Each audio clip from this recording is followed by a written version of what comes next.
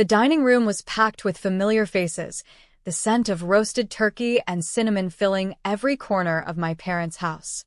I stood in the doorway, my casserole dish still warm in my hands, staring at the Thanksgiving table I'd sat at for 37 years. Every chair was filled, every place setting perfectly arranged. Except mine. Where my seat should have been, there was nothing but empty hardwood floor. My brother Derek looked up from his wine glass, his expression somewhere between pity and panic. "Rachel," he said, his voice tight, "we need to talk." My mother wouldn't meet my eyes. My father studied his plate like it held the secrets of the universe. My sister Jennifer shifted uncomfortably, her hand protectively covering a stack of papers beside her plate. That's when I heard it, 3 sharp knocks at the front door. Derek's face went white. "Nobody answer that," he whispered urgently. But my Uncle Mike was already moving toward the entrance, oblivious to the sudden tension crackling through the room. When he opened the door, a woman in a gray suit stood on the porch, a leather folder tucked under her arm and a badge clipped to her belt. "Good evening," she said, her voice calm and professional. "I'm Auditor Patricia Chen from the State Controller's Office. I'm looking for Derek Sullivan and Jennifer Sullivan-Martinez. Are they present?" The casserole dish slipped from my hands and shattered on the hardwood floor, but nobody even flinched. Everyone was staring at Derek, whose face had gone from white to crimson in the span of 3 seconds. My mother made a sound somewhere between a gasp and a sob. And that's when I realized that empty space where my chair should have been.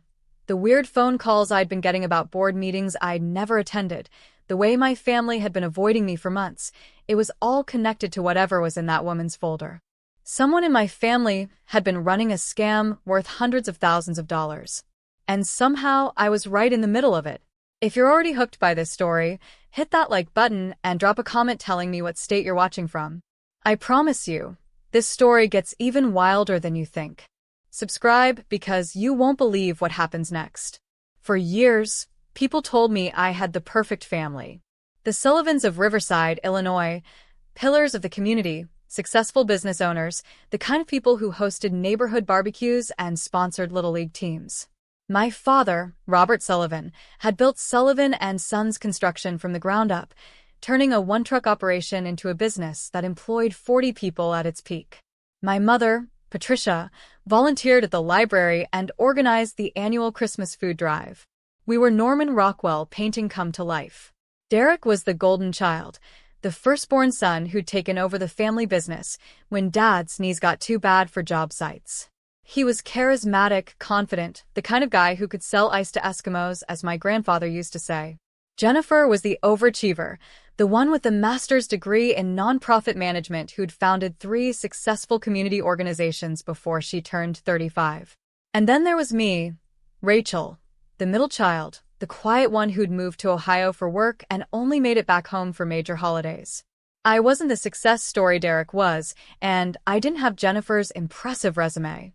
I was just an accountant at a mid-sized manufacturing firm, living a perfectly ordinary life in Columbus.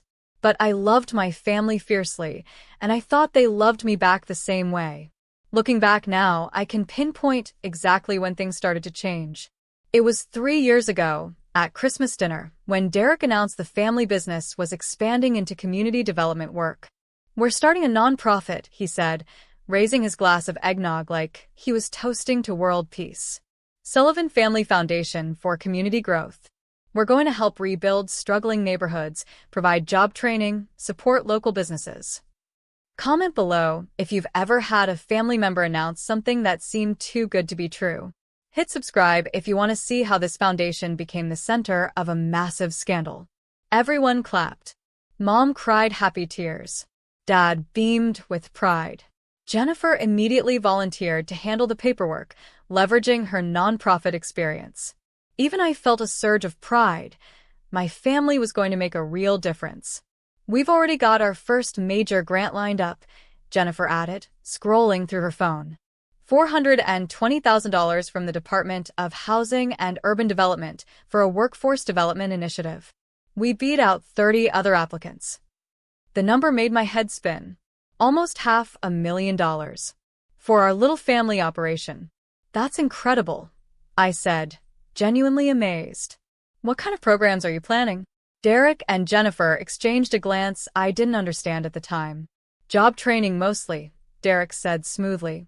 Partnering with local contractors, teaching construction skills to unemployed folks. It's a natural fit with a family business. It sounded perfect. Too perfect, maybe, but I pushed that thought away. This was my family. They were good people doing good work. Why would I question it? Over the next few months, I heard updates in bits and pieces. The grant had come through. They'd hired a program coordinator. They were working with the mayor's office. Everything sounded legitimate, professional, exactly what you'd expect from a real community development program. But then the invitation stopped. That summer, they had a big Sullivan Family Foundation launch party. I wasn't invited. When I called to ask about it, Jennifer said it had been just a small thing, mostly for city officials and contractors. Thanksgiving came and went without the usual warmth. Christmas felt strained. By the following spring, I noticed I was being left out of family group texts. When I'd call, conversations would be brief, distracted. "We're just really busy with the foundation," Mom would say. "You know how it is." I didn't know how it was actually because nobody was telling me anything anymore. Drop a like if you've ever felt excluded by your own family. And make sure you're subscribed with notifications on because this story is about to take a dark turn you won't see coming. The real warning sign came in July, about 16 months ago. I got a call from a woman named Teresa Huang, who introduced herself as a compliance officer with the Illinois Department of Commerce and Economic Opportunity. "Ms. Sullivan," she said, "I'm calling to confirm some information about your role with the Sullivan Family Foundation for Community Growth." My stomach dropped. "My role?" I said carefully. "I don't have a role with the foundation. That's my brother and sister's project." There was a long pause. "According to the documentation we have on file, you're listed as the secretary of the board of directors and the chief financial officer. Your signature is on multiple grant applications and quarterly reports." The room started spinning. "That's not possible. I've never signed anything. I didn't even know they were filing reports." Another pause, longer this time. "Ms. Sullivan, I'm going to need you to come in for a meeting. There are some discrepancies we need to discuss." I called Derek immediately. He answered on the fifth ring, his voice tight with irritation. "What's up, Rachel? I'm in the middle of something. I just got a call from the state. They think I'm on the board of your foundation. They said my signature is on grant documents." "Derek, what the hell is going on?" Silence. Then, quietly, "Can we talk about this later? It's complicated." "Complicated?" "Someone forged my signature on government documents." "That's not complicated, that's fraud." "Nobody forged anything," he snapped. "We needed 3 board members for the grant application. Jennifer, and I couldn't be the only ones. We used your information because you're family, and we knew you'd be okay with it if you understood the bigger picture." "You used my information without asking me?" "Rachel, don't be dramatic. It's a technicality. You're not actually responsible for anything. Your name is just on paper. My name is on federal grant applications. And nobody's going to care as long as the program runs smoothly. Look, I have to go. We'll talk about this at Thanksgiving, okay? Everything's fine. I promise." Comment red flag if you already see where this is headed. Like this video if you're shocked as I was.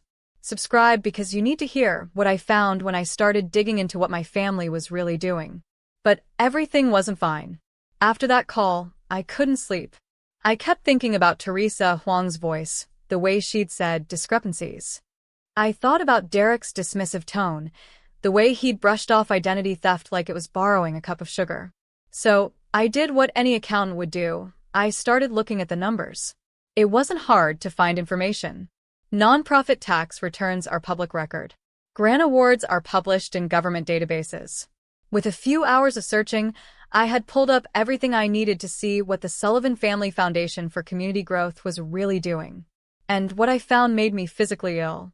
According to their IRS Form 990, the foundation had received $423,000 in grant funding over 18 months.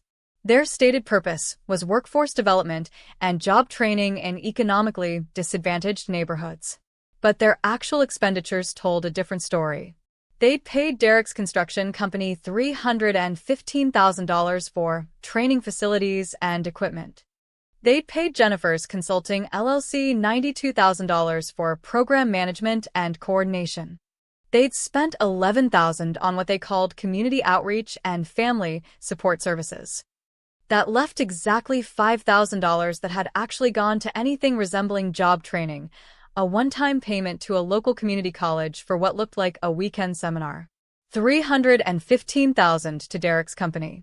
$92,000 to Jennifer's LLC. The grant money wasn't funding a community program. It was being funneled directly into my siblings' pockets.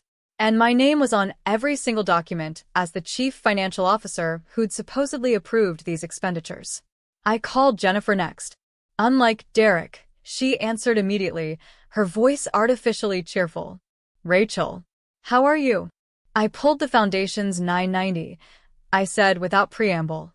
"Almost all the grant money went to businesses owned by you and Derek." The cheerfulness evaporated.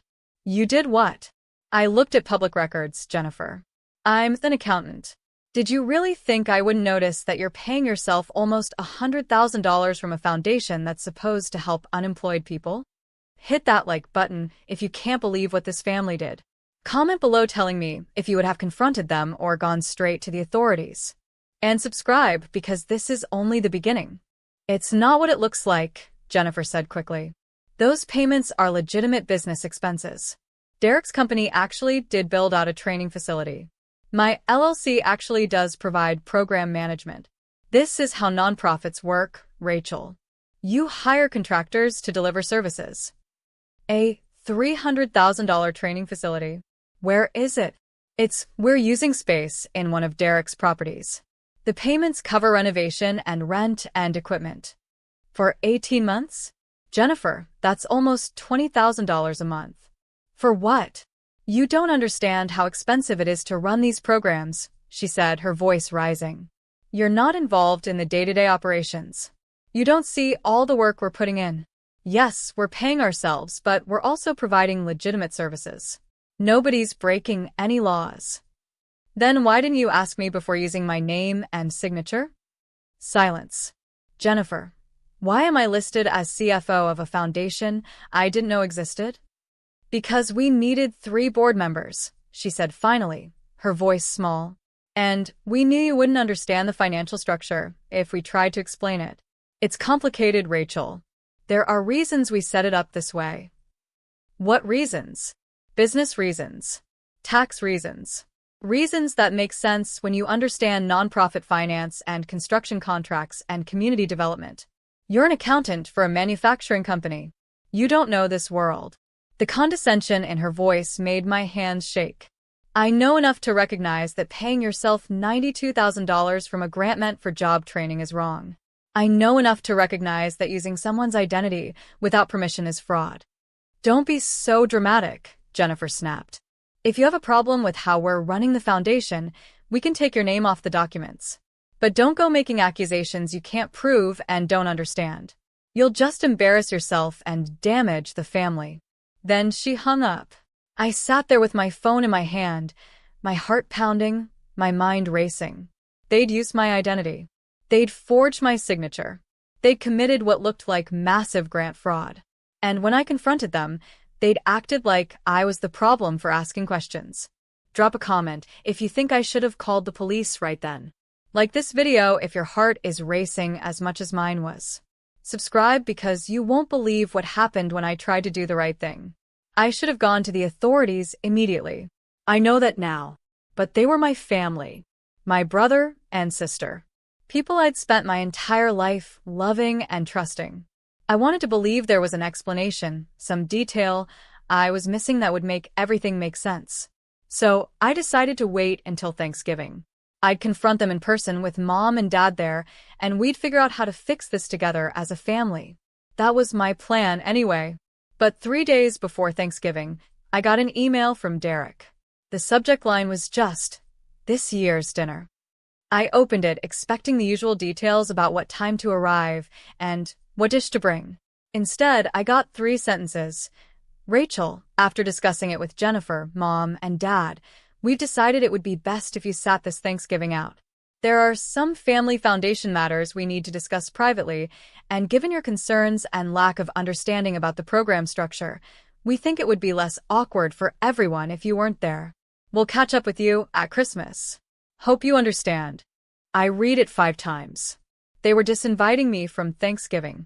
After 37 years of Sullivan family Thanksgivings, I was being told to stay home because I'd asked questions about financial fraud.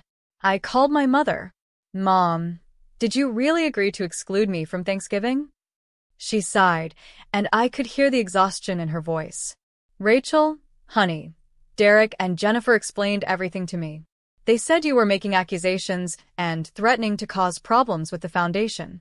They said you don't understand how community development funding works and you're putting everything at risk by stirring things up. Mom, they committed fraud. They used my identity without permission. That's not what they said. They said they listed you as a board member as a formality and that you agreed to it years ago. Did you agree to it? No. I didn't even know the foundation existed until this summer. Well, they seem to remember it differently. And honey, I know you mean well, but Derek and Jennifer have been working so hard on this program. It's doing real good in the community. Can't you just let them handle it? It's not doing good in the community, Mom. The money is going into their pockets. Comment unbelievable if you're shocked as I was by my mother's response. Like if you think family loyalty shouldn't mean covering up crimes. And subscribe because this Thanksgiving disaster is about to get so much worse. Rachel and Sullivan, my mother said, her voice sharp with a tone I remembered from childhood punishments. I will not have you calling your brother and sister criminals. They are good people doing important work, and if you can't support them, then maybe it is better if you stay home this year. Give everyone some space to cool down. We'll see you at Christmas. She hung up before I could respond. I sat there stunned, feeling like I'd fallen into an alternate universe where pointing out fraud made me the bad guy and the actual criminals were the victims of my unreasonable questions. That's when I made the decision that would change everything. I'd tried talking to Derek. I'd tried talking to Jennifer. I'd tried talking to my mother. None of them would listen. They were all protecting each other, closing ranks, pushing me out. If my family wouldn't hold themselves accountable, someone else would have to. I pulled up the Illinois Attorney General's website and filled out a fraud complaint form. I attached copies of the foundation's tax returns, the grant award letters I'd found in public databases, and a detailed explanation of how the money had been diverted to private businesses. Then I printed everything, put it in an envelope, and mailed a physical copy to the state controller's office. I also sent a copy to Teresa Huang at the Department of Commerce and Economic Opportunity, the compliance officer who'd called me months earlier. In my cover letter, I explained that I discovered my identity had been used without my knowledge or consent, that I had never served as CFO or secretary of the Sullivan Family Foundation, and that I believed the organization was engaged in systematic grant fraud. Then I waited. For 2 weeks, nothing happened. Thanksgiving came and went. I spent it alone in my Columbus apartment, eating Thai takeout and watching football, trying not to think about my family gathered around that table without me. My phone never rang. Nobody texted. It was like I'd been erased from the Sullivan family completely. Then, on the Monday after Thanksgiving, I got a call from a block number. Miss Sullivan, this is Auditor Patricia Chen from the State Controller's Office. I received your complaint regarding the Sullivan Family Foundation for Community Growth. I've been assigned to conduct a preliminary investigation. Drop a like if you knew I did the right thing. Comment below if you would have done the same thing or handled it differently. Subscribe because what happened next was something nobody could have predicted. My heart hammered in my chest. Thank you for following up. I wasn't sure anyone would take it seriously. We take all allegations of grant fraud very seriously, Ms. Sullivan. I've reviewed the materials you provided, and I have some follow-up questions. But first, I need to confirm. You're stating that you did not consent to having your name used on grant applications or foundation documents. That's correct. I never signed anything, never attended any meetings, never approved any expenditures. I didn't know I was supposedly a board member until a compliance officer called me in July. And you've attempted to resolve this directly with the other listed board members? Yes. They told me it was a technicality and that I was being dramatic. Then they disinvited me from Thanksgiving to avoid having me present when they discussed foundation business. There was a long pause. Miss Sullivan, I'm going to be frank with you. Based on what I'm seeing in these tax returns and the grant documentation, there are significant red flags. The ratio of administrative costs to program costs is extremely concerning. The payments to related parties, your brother's construction company and your sister's LLC, appear excessive and potentially inappropriate. And the fact that your identity was used without consent adds an additional layer of concern. Relief flooded through me. Someone finally believed me. What happens now? I need to conduct interviews and review the foundation's financial records in detail. That process typically takes several weeks. However, given that we're approaching the end of the fiscal quarter and there may be additional disbursements pending, I'm going to prioritize this case. I should have preliminary findings by mid-December. Thank you, I said, my voice cracking.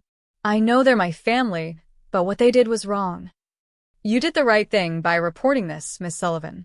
I know it couldn't have been easy. I'll be in touch soon. She hung up, and I sat there feeling a strange mixture of relief and guilt and dread. I'd turned in my own family. There was no going back from this. Whatever happened next, the Sullivans would never be the same. The weeks crawled by. I threw myself into work, trying not to obsess over what was happening back in Illinois. But every time my phone rang, my stomach dropped. Finally, on December 18th, Patricia Chin called again. Comment, Justice, if you think I made the right choice. Hit like if you're on the edge of your seat waiting to see what the auditor found. Subscribe because this investigation uncovered secrets nobody saw coming. Miss Sullivan, I wanted to update you on the investigation. I've completed my preliminary review, and I'm recommending the case move forward to a full audit with potential criminal referral. Criminal referral? I repeated, my mouth dry. Yes. Based on what I've found, there's substantial evidence of grant fraud, misappropriation of funds, and identity theft. I've documented at least $370,000 in questionable expenditures. Most of the grant money was diverted to entities controlled by Derek Sullivan and Jennifer Sullivan Martinez, with little to no actual program delivery. The job training program they claim to be running appears to exist only on paper. Oh my God. There's more. I traced the payments to your brother's construction company. The supposed training facility is actually a warehouse he was already renovating for a private commercial project. He essentially used grant funds to pay for improvements to a property he's now leasing to a third party for profit. Your sister's consulting fees were for work that appears to have never been performed. I found no evidence of actual program management activities. I felt sick. What happens now? I'm coordinating with the Attorney General's office and the Federal Department of Housing and Urban Development, since that's where most of the grant funding originated. There will likely be both state and federal charges. We're also working to determine the extent of your involvement. My involvement? I told you. I had nothing to do with this. I believe you, Miss Sullivan. But I need to document that formally. Which brings me to the reason I'm calling. I need to interview you in person, along with the other board members. I was planning to schedule interviews for early January, but something has come up that's accelerated the timeline. What came up? We've received information that the foundation is planning to request an additional grant disbursement next week, a supplemental award of $75,000. If that money is transferred, it will likely disappear into the same channels as the previous funds. We need to move quickly. My mind raced. What do you need from me? Drop a like if this is the most intense family drama you've ever heard. Comment your prediction for what happens next. And make sure you're subscribed because the confrontation at Thanksgiving is finally about to happen. I need to conduct surprise interviews with all board members. Separately, ideally, before they have a chance to coordinate their stories or move any additional money. I've been monitoring the foundation's bank accounts, and I've seen some concerning activity in the past week. Multiple large transfers that suggest they may be trying to liquidate assets. When do you want to do the interviews? That's the thing, Miss Sullivan. I know this is going to sound unusual, but I've learned that the entire family, including Derek, Jennifer, and your parents, will be together tomorrow evening. It's apparently a make-up Thanksgiving dinner since you were excluded from the original one. My heart stopped. How do you know that? I called your father's home this morning pretending to be a courier trying to deliver a package. Your mother mentioned they were having a big family dinner tomorrow night, and I should come by then. So I thought, why not actually show up? Conduct the interviews while everyone is present before they can destroy evidence or move money. You want to show up at my family's Thanksgiving dinner to investigate them for fraud?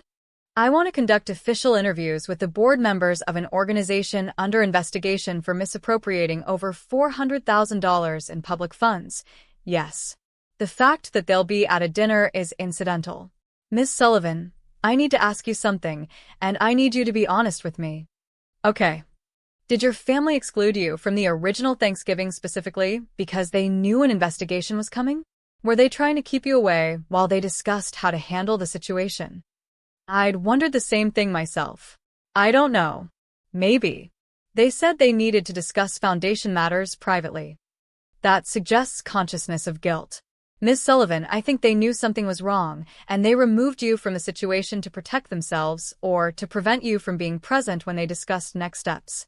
Which means tomorrow might be my only chance to interview them before they lawyer up or the money disappears. What do you need from me? I need you to be there.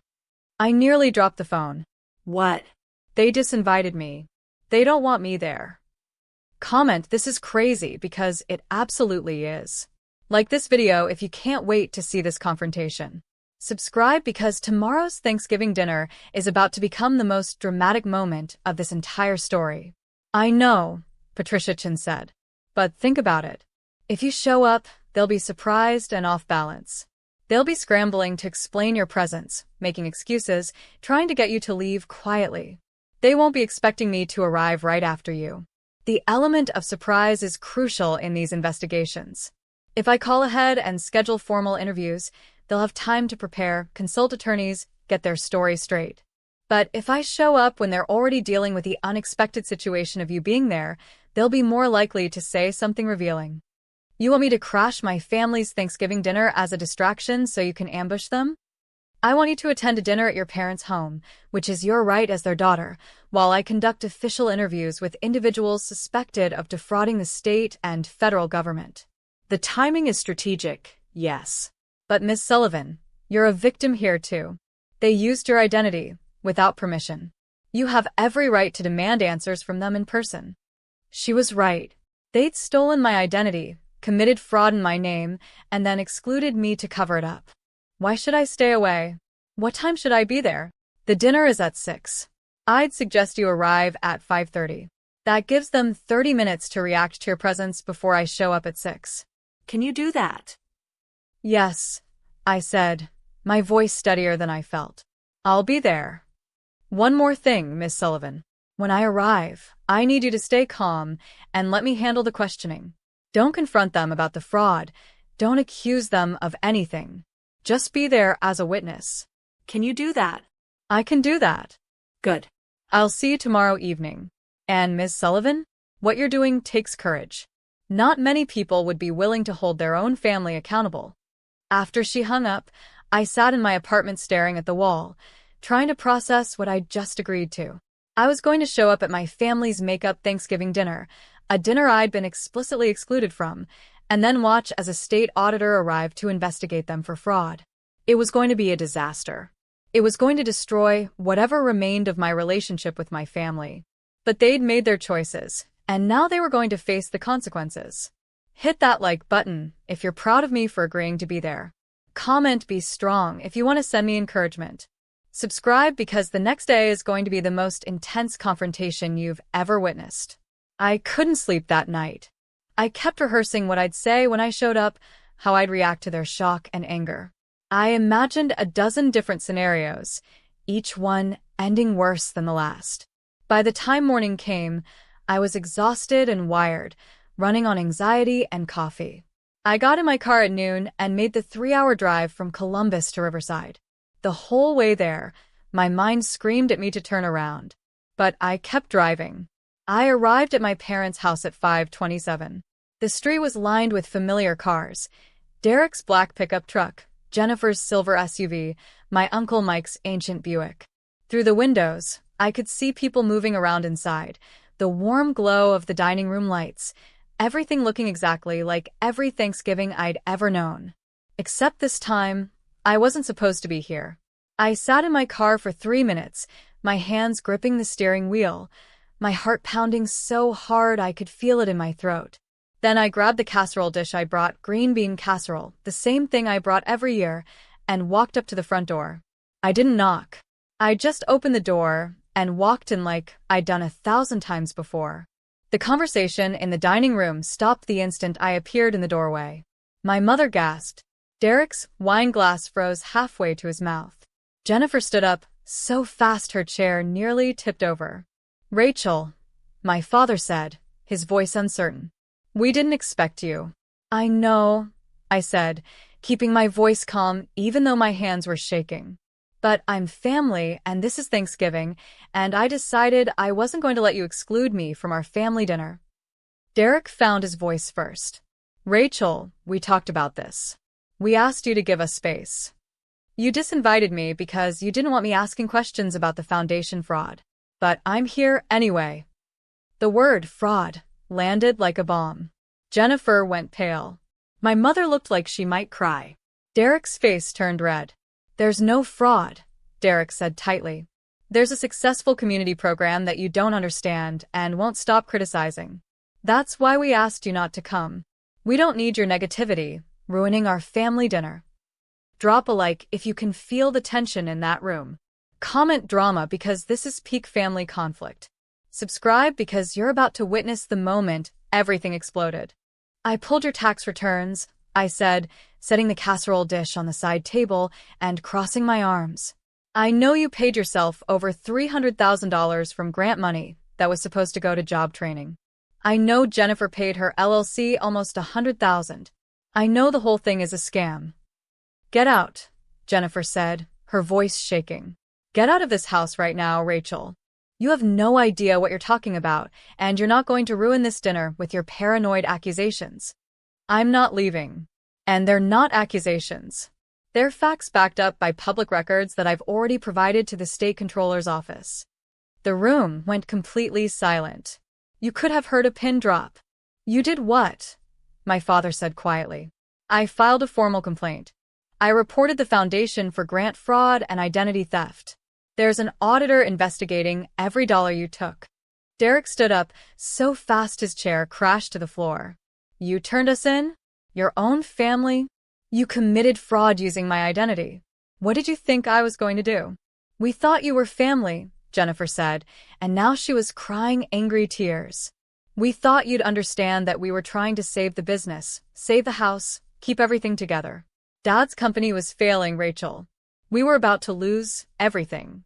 The grant money was a lifeline. So, you committed fraud? We provided services, Derek shouted. Real services. My company did real work. Jennifer did real program management. The money wasn't stolen, it was earned. For a program that doesn't exist. For job training you never provided. You created a fake nonprofit, applied for government grants, and funneled the money to yourselves. That's fraud, Derek. That's a crime. You self-righteous. Derek started toward me, and my father stood up, putting himself between us. That's enough.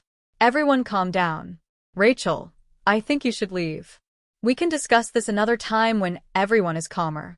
I'm not leaving until someone explains why you thought using my identity without permission was acceptable. Hit like if you're on Rachel's side. Comment if you think the family has any defense for what they did. Subscribe because someone is about to knock on that door and change everything. We needed 3 board members, Jennifer said desperately.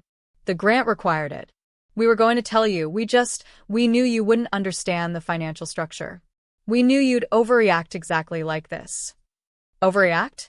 You committed identity theft. We were trying to save the family, my mother said, speaking for the first time. Her voice was small, broken. Your father's business was dying, Rachel. We were going to lose the house. Derek and Jennifer found a way to get funding, to keep everything afloat. Was it perfect? No. But it kept us together. By committing fraud. By doing what we had to do, Derek said. And We would have been fine if you hadn't stuck your nose in where it didn't belong. It belongs exactly here since you used my name. You weren't even around, Jennifer snapped. You moved to Ohio and barely came home. You weren't here dealing with the bills and the stress and the possibility of losing everything. You have no right to judge what we did to survive. I have every right when you dragged me into your crime. I was shouting now, all my calm control gone. Do you understand what you've done to me? My name is on those documents. If I hadn't reported it, I could have been charged as an accomplice. You put me at risk to cover your own. 3 sharp knocks at the door cut me off. Everyone froze. Derek looked at Jennifer. Jennifer looked at my parents. My Uncle Mike, who'd been silent throughout the whole confrontation, started to stand. Don't, Derek said sharply. Don't answer it. Why not? Mike asked. Who's here? Nobody, Jennifer said quickly.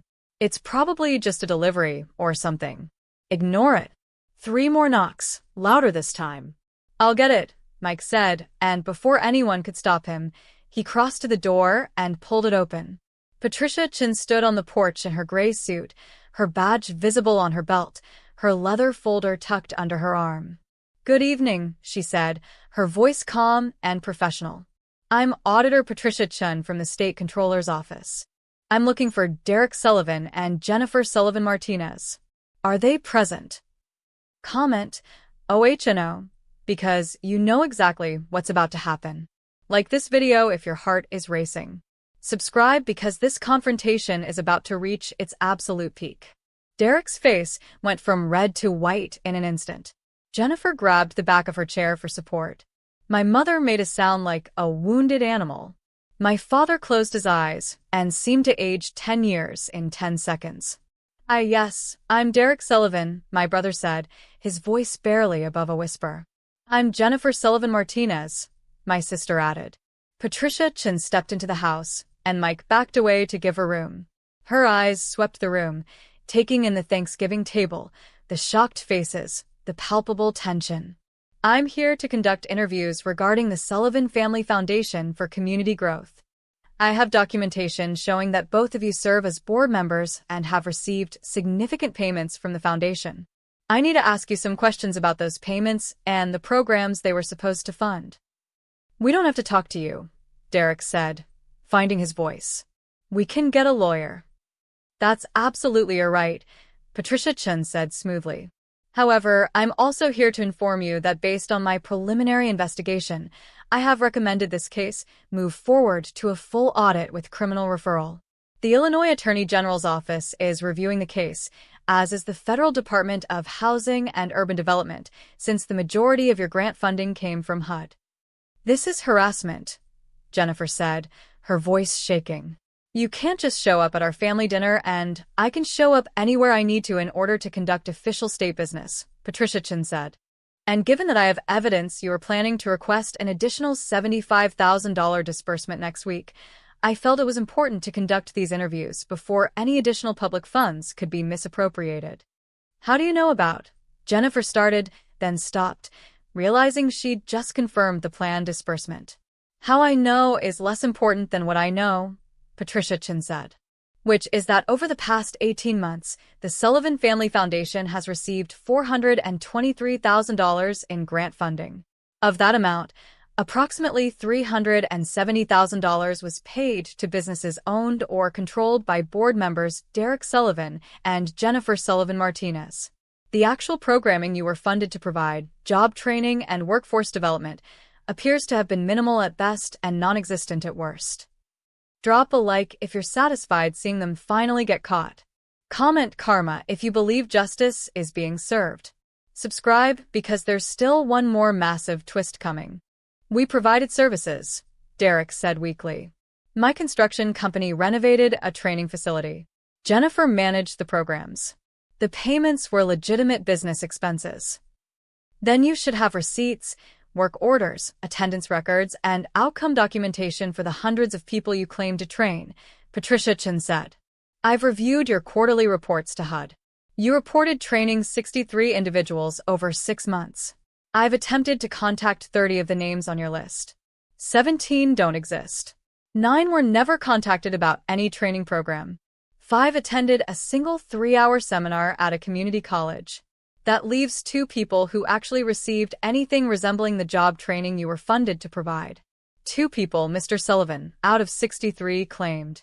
And you paid yourself $315,000 to train them. The silence was deafening. Derek looked at Jennifer. Jennifer looked at the floor. My mother was crying openly now. There's more, Patricia Chin continued. The training facility you claimed to build? I visited the address listed in your grant application. It's a warehouse that was already under renovation before you received grant funding. I spoke with the contractor who did the work, not your company, Mr. Sullivan, but a third-party contractor. He confirmed that you paid him $75,000 for the renovations, then turned around and billed the foundation $315,000 for the same work. You essentially charged the foundation 4 times what the work actually cost, pocketing the difference. Derek's face was gray now. I don't have to stand here and listen to this. This is my parents' house, and I'm asking you to leave. I'll leave once I've completed my interviews. Ms. Sullivan-Martinez, can you explain why your consulting LLC was paid $92,000 when there's no documentation of any actual consulting work performed? I managed the programs, Jennifer said, but her voice lacked conviction. I wrote reports, coordinated with city officials, handled the administration. I've requested copies of all your work product from the foundation's files. I received 4 quarterly reports that appear to have been largely copied from grant application templates and 3 emails. That's the sum total of the documented work your LLC provided for $92,000. That works out to roughly $23,000 per email, Ms. Sullivan-Martinez. Hit that like button because this auditor is not playing around. Comment if you think Derek and Jennifer are going to prison. Subscribe because you need to hear the final bombshell that changes this entire story. This is ridiculous, Jennifer said desperately. You're twisting everything to make it look bad. We were trying to help the community. We were trying to save our family. We made some mistakes in the documentation, yes, but we weren't trying to defraud anyone. Mistakes in documentation? Patricia Chin repeated. Ms. Sullivan-Martinez, you're a nonprofit professional with a master's degree in nonprofit management. You've founded 3 successful organizations. You know exactly what proper documentation looks like. These aren't mistakes. This is deliberate misappropriation of public funds. We were going to lose everything. My mother sobbed from her chair. The business was failing. We were going to lose the house. They were trying to help us. They were trying to keep the family together. Patricia Chen's expression softened slightly as she looked at my mother. Mrs. Sullivan, I understand that financial hardship can drive people to make desperate choices.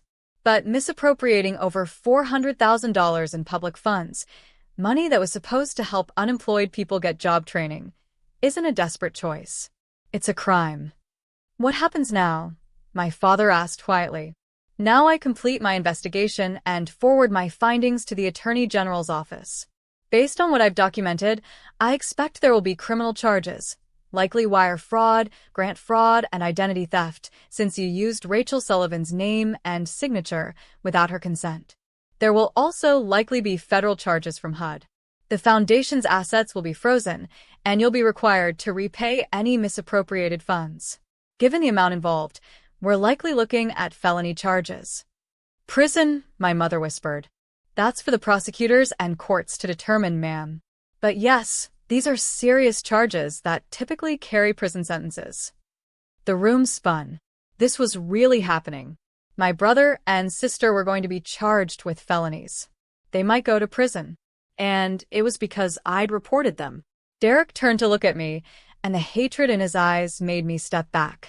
This is your fault, he said, his voice low and dangerous. Everything that happens now is because you couldn't keep your mouth shut. You destroyed this family, Rachel. A comment not her fault if you think Derek is completely wrong. Like if you believe Rachel did the right thing. Subscribe because the next reveal is going to shock you even more than everything you've heard so far. I didn't destroy this family, I said, my voice shaking. You did. When you decided to commit fraud. When you decided to use my identity without asking. When you decided that money was more important than integrity. You did this, Derek. Not me. We were trying to survive. By stealing. By committing crimes. You could have asked me for help. You could have asked for a loan. You could have sold the house or downsized the business or done any of 1,000 legal things. But instead, you chose to defraud the government and drag me into it without my consent. So don't you dare blame me for the consequences of your choices.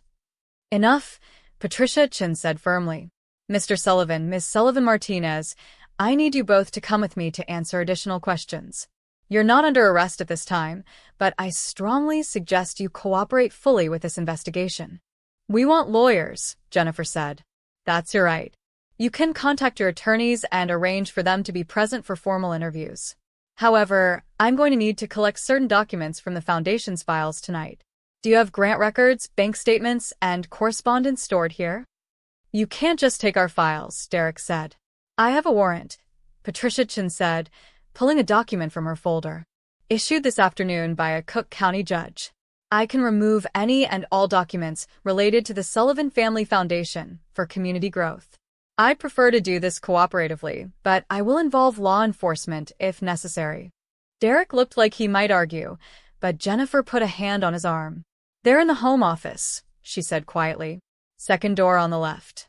Thank you. I'll need one of you to accompany me to ensure everything is documented properly. As Patricia Chun and Jennifer left the room, the rest of us stood in horrible silence. My mother was still crying. My father looked like he'd been hollowed out. Derek stared at the Thanksgiving table, at the food no one had eaten, at the disaster this day had become. I need you to understand something, my father said finally, looking at me. Everything we did to keep this family together. The business was dying, Rachel. I'd sunk everything into it, retirement, savings, the house. We were going to lose it all. Like this video if you feel conflicted about this whole situation. Comment your honest thoughts about whether Rachel was right or wrong. Subscribe because there's still one more twist that explains everything. So, you committed fraud? I said. That was your solution? Derek and Jennifer found a way to get funding, he continued as if I hadn't spoken. They created a program that could help the community and help us at the same time. Was it perfect? No. But it was working. We were catching up on the mortgage. We were paying down business debts. We were going to make it. By stealing $400,000. By using money that was available for community development to develop our community business, my father said.